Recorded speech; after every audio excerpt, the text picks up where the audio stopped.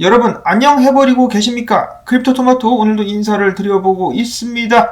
어제에 이어서 오늘도 달러 인덱스 지수 쪼그라들면서 미국 증시가 상승을 이어가는데 큰 도움을 주고 있습니다. 나스닥 같은 경우 장중 3.11% 상승률을 기록을 해주고 있고 다른 종목들도 기분 좋게 계속해서 올라가고 있는 상황 속에서 비트코인 같은 경우는 마의 장벽으로 여겨졌었던 주봉 200MA를 뚫고 23,000달러대 위에서 지금 거래가 진행 중에 있습니다. 23,297달러 매서운 기세를 계속해서 이어나가고 있었습니다. 자, 물론 여기서 중요한 점은 비트코인이 올라갔다가 떨어져 버리는 것이 아니라 올라간 상태에서 안착을 해주는 엉덩이를 강력하게 내리앉히면서 상승분을 잃지 말아야 되겠습니다. 특히 주봉 200MA 이 자리를 다시 한번 지지선으로 바꿔주는 것이 굉장히 중요하겠죠. 그렇게 된다면 지속적인 반등을 기대해 볼 수가 있겠습니다. 자, 물론 하락장이 끝났다라고 말씀을 드리는 것이 절대로 아니죠. 반등이 제대로 나올 수 있기를 바란다 라는 점을 말씀을 드리면서 오늘 소식들 들어가 보도록 하겠습니다.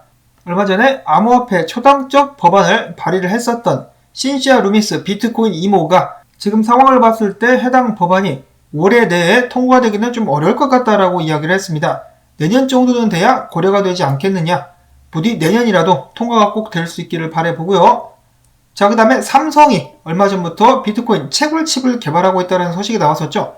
이 스펙을 보아하니 삼성이 개발하고 있는 비트코인 채굴칩 같은 경우는 기존의 채굴칩에 비해서 45% 전력 효율성과 그와 동시에 23%는 더욱더 강력한 퍼포먼스를 보여줄 수 있는 그런 장점을 자랑하고 있었다고 합니다. 자, 인텔 같은 경우도 비트코인 채굴칩을 개발을 했죠. 자, 삼성과 인텔의 맞다이는 계속됩니다.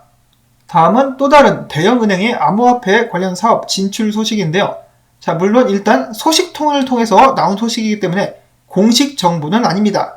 자, 그런데 프랑스 최대 은행인 BNP 파리바게뜨가 아니라 BNP 파리바에서 이 암호화폐 수탁 관련된 산업에 진출하겠다라는 찌라시가 돌고 있다라고 하네요. 계속해서 대형 은행들이 암호화폐 업계에 군침을 흘리고 있는데 전혀 놀랄 일이 아니다 라는 생각이 듭니다. 자, 다음으로 비트코인 동향 및 분석으로 넘어가 보도록 하겠는데, 자, 지금 비트코인이 힘을 발휘해주고 있어가지고 기분이 좋긴 한데 약간 좀 찝찝한 일이 발생을 했습니다. 비트코인 3위 고래가 비트코인을 마구잡이로 매도하고 있었는데요. 처음에는 짤짤이 방식으로다가 500개씩 계속해서 코인베이스에 보내기 시작하던 3위 고래 2,500개를 먼저 매도한 후 3,000개를 추가로 매도를 합니다. 다음으로는 5,000개를 또 10차례에 걸쳐가지고 거래소로 이체를 시켰는데요.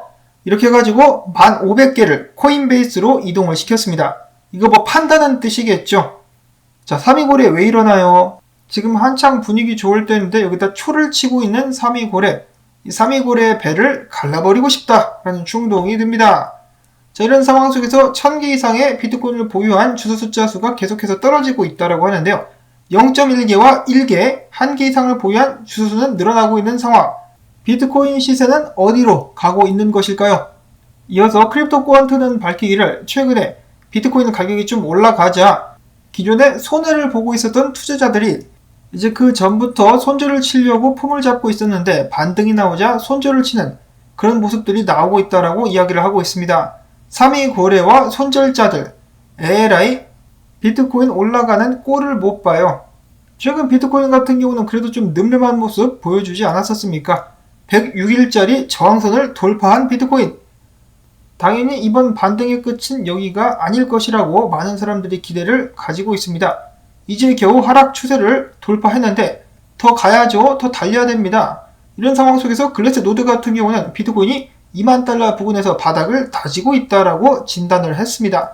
그들이 과거 데이터를 분석을 해봤을 때, 비교를 해봤을 때 실현 가격, 그리고 실현 가격 대비 시장 가치, 미실현 및 실현 손실 등을 여러 가지로 대조를 해본 결과 과거 약세장과 비슷하다.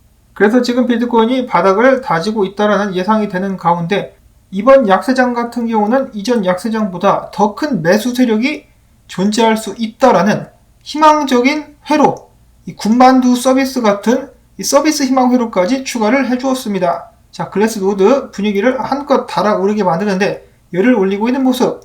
코인게이프 암호화폐 미디어 같은 경우는 만약에 비트코인 가격이 50일 2평 23,300달러를 돌파할 수 있다면 다음 목표는 26,951달러가 될 수 있을 것이다라는 긍정적인 전망 남겨주었습니다. 보시면은 비트코인의 상승형 채널 안에서 비트코인이 왔다리 갔다리 하고 있는데 다음 고점 자리가 26,000달러 정도, 27,000달러 정도가 될 것이라는 것이죠. 자, 비트코인 계속해서 힘을 내줄 수 있을 것인가? 자, 비트코인이 이렇게 상승하게 된 배경에는 이 애송이 숏쟁이들의 활약이 좀 있었던 것이 아닌가라는 생각이 드는데요. 자, 얼마 전에 SEC가 비트코인 숏 ETF를 승인을 해줬죠.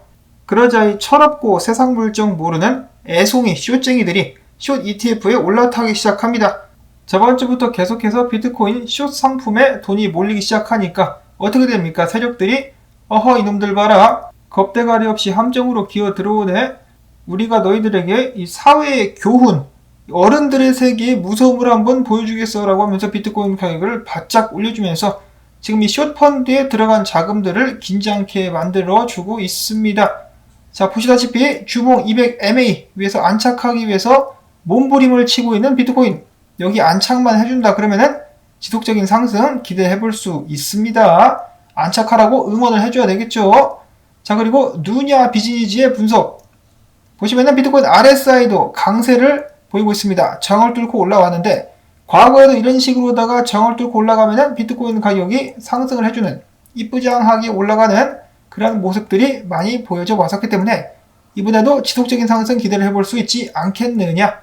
뭐 다른 자산들도 마찬가지겠지만은 이런 식으로 가격이 떨어지기 시작했을 때, 하락장이 시작됐을 때 비트코인 같은 경우 계속해서 추세를 때리러 올라온단 말이죠. 추세를 뚫지 못하더라도 추세를 때리러 올라오는데 이번에도 추세를 때리러 올라가게 되면은 3만 달러 근방까지 일단 반등을 기대해 볼 수 있지 않겠느냐라고 예상을 해볼 수가 있다라고 합니다. 꽥꽥 오리 선생 같은 경우도 이 차트를 보아하니 참 이쁘장해. 이쁘장한 차트. 일단 28,000달러 선까지 상승 가지야. 반등 가지야를 외쳐주고 있었습니다. 자, 여기서 여기까지 저항이 없어요. 저항이 없습니다. 비트코인 달릴 수 있죠. 달릴 수 있기를 바라보고 이어서 온체인 분석가인 윌리엄 클레멘테 역시 이런 식으로다가 가볍게 비트코인이 28,000달러 선까지 점프할 수 있지 않겠느냐라는 긍정적인 예측을 해주고 있었습니다. 자, 아직까지는 계속해서 긍정적인 분위기를 이어가고 있는 비트코인 1차적으로다가 28,000달러까지 직행열차를 타고 올라갈 수 있기를 계속해서 응원을 해보면서 기타 소식들도 넘어가 보도록 하겠습니다. 이번 암호화폐 시장 반등의 1등 공신 누구입니까? 이더리움입니다. 이더리움 계속해서 강세를 보여주고 있는 가운데 소위 말하는 자칭 전문가들 이번에 또 이더리움에 관련해가지고 이빨을 털었다라고 하는데요. 이 53명의 전문가들은 다음과 같이 이야기를 했습니다. 이더리움이 지금 상승하고 있지만 675달러까지 하락한 뒤에 다시 상승해서 1711달러에 올해 거래를 마칠 것이다. 지금 1500달러 상당에서 거래가 되고 있는데 675달러까지 하락하게 될 것이다 라고 예측을 하고 있는 상황 속에서 2025년이 되면은 5739달러, 2030년에는 14,412달러까지 오를 수 있을 것이다 라고 대답을 했으며 43%는 지금이 이더리움을 구매하기 좋은 시기다. 16%는 아니다. 던져라. 41%는 헛소리하지 말고 그냥 잠자코 있어라 라고 대답을 했다라고 합니다. 자, 이 전문가들의 의견도 중요하지만은 더욱더 이더리움 가격에 직접적으로 중요하게 영향을 끼칠 요소가 무엇입니까? 바로 머지입니다. 머지가 안정적으로다가 올해 나올 수 있느냐 없느냐가 중요하다고 볼 수가 있겠죠. 이더리움 가격에 정말 큰 영향을 끼치게 될 것이고, 자, 이더리움이 날뛰자 이더리움의 영향을 받아가지고 이더리움과 비슷한 레이어 1 프로젝트들인 팬텀과 니어도 같이 급등을 하고 있다라고 하네요. 자, 그리고 알트코인들 힘을 내주고 있는 가운데 페라스와이 분석가는 코티 같은 경우도 지금 눈여겨서 봐야 할 때다라고 이야기를 했었습니다. 코티는 또 에이다와의 파트너십도 가지고 있지 않겠습니까? 최근 코티 같은 경우는 가격이 주요 지지선까지 내려왔습니다. 과거에 이 지지선에 맞닿았을 때 강력하게 반등했었던 모습이 나왔었는데 알트코인들이 불을 뿜는 지금 코티도 눈여겨서 봐야 될 때다. 코티 가자라고 페라스와이 분석가는 밝혔다라고 하고요. 다음에는 분위기가 좋으니까 호재를 내보내는 회사도 있습니다. 오디우스 같은 경우 자체 토큰인 오디오를 통해서 플랫폼 내에서 팁을 활용할 수 있는 기능을 추가했다라고 합니다. 오디우스 같은 경우는 이더리움과 솔라나 블록체인에서 활용이 가능하다고 합니다. 다음으로는 좀 재수없는 소식인데요. 셀시우스 변호인이 싸가지 없게 말을 하기를 사용자가 셀시우스에 맡긴 암호화폐들 무려 전세계 100개국 이상에 걸쳐가지고 약 170만 명의 사용자들이 셀시우스를 믿고 여기에 돈을 맡겼는데 이 돈은 회사가 파산하게 되자 우리가 갖는다라고 당당하게 밝혔습니다. 소유권이 셀시우스에 있다. 자, 사실 셀시우스도 그렇고 코인베이스도 그렇고 플랫폼 사용 계약란에 만약에 회사가 파산이 나게 되면 고객의 돈을 회사가 가질 수 있다는 그러한 항목이 포함되어 있는 것이 사실입니다. 근데 대부분의 사람들은 이를 모르죠. 그러면서 이렇게 당하게 되는 그런 상황인데요. 자, 물론 이 변호사 같은 경우도 자신의 할 일을 하는 것 뿐이겠죠. 근데 굉장히 얄밉다. 에라이 싸가지 없는 놈아라는 말이 저절로 나올 정도로 지금 셀시우스 때문에 돈을 잃게 생긴 사람들은 정말 화가 많이 나는 상황이죠. 소위 말하는 피꺼솥, 피가 거꾸로 솟는다. 외국에서는 피가 끓는다라는 표현을 사용하기도 하는데요. 그 피해자 중에 한 명이 바로 이 마이크 노보그라치 형님의 주치의라고 합니다. 심장 담당 의사가 셀시우스에 돈을 맡겼다가 100만 달러를 잃었다라고 하네요. 아주 그냥 개판인 상황, 이런 상황 속에서 암호화폐 업계가 신용을 잃어가고 있는 위기에 직면했다라고 그는 한탄을 했습니다. 자, 그런 상황 속에서 SEC는 무엇을 했는가? SEC는 말로는 투자자를 보호한다라면서 이빨을 신나게 까고 있지만은 그들이 정작 집중하고 있는 것은 무엇입니까? 암호화폐 회사들을 상대로 소송을 걸어가지고 삥을 뜯는데 집중을 하고 있었습니다. 그러면서 비트코인 현물 ETF는 또 승인을 안 해주죠. 자, 물론 루나 사태 등 문제가 많은 암호화폐 시장이긴 했었습니다만은 만약에 게리 겐슬러가 비트코인 이 현물 ETF를 승인해줬다라면 가격이 이렇게 크게 무너지지는 않지 않았었을까? 가격 방어가 좀 더 잘 되지 않았었을까라는 생각을 한번 해봅니다. 자, 아무튼 이런 식으로다가 암호화폐 업계가 흔들리기 시작하자 대한민국에서 불안불안한 정보들이 나오고 있다고 하는데요. 200억대 코인 재단들이 사업을 정리하기 위해서 대량 매도를 모색하고 있다고 합니다. 특히 한국에는 싱가포르에 법인을 세운 회사들이 많이 있는데요. 이 자식들이 지금 이 상장된 코인들을 전부 다 던져버리려고 그리고 사업을 접으려고 법률 상담을 시작하고 있다고 합니다. 자, 근데 그냥 물량을 던지는 것이 아니라 이 백서에 나와 있는 것 이상으로 유통된 물량 이상으로 지금 던지려고 준비를 하고 있다라고 박성원 강엔 파트너스 변호사는 밝혔는데요. 최근 사업을 정리하려는 재단들의 상담 건수가 큰 폭으로 늘어났다. 그들의 공통적인 특징은 은행으로부터 실명 계좌를 발급받지 못한 중소거래소나 해외 거래소들, 소규모 거래소들이겠죠. 이쪽에 상장을 한 코인들이라는 것이라고 이야기를 했습니다. 자, 그래서 결론이 뭡니까? 김치 코인들 가지고 계신 분들이 계시더라면 정말 각별히 주의하시라.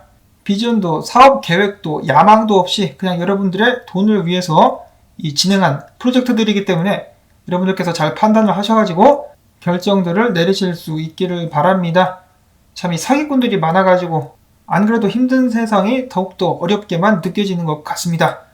자, 이렇게 해가지고 오늘 준비한 소식들을 모두 전해드릴 수가 있었는데요. 오늘도 좀 도움이 되셨다면 토마토밭 좀 도와주기 운동, 이 광고 영상 한 편만이라도 마지막까지 틀어놓기, 그리고 좋아요 눌러주기 꼭꼭 부탁을 드립니다. 도와주시고 응원해주시는 분들께 다시 한번 감사드린다는 말씀 전하면서 저는 다음에 새로운 소식 가지고 인사를 또 드리도록 하겠습니다. 안녕히 계십시오.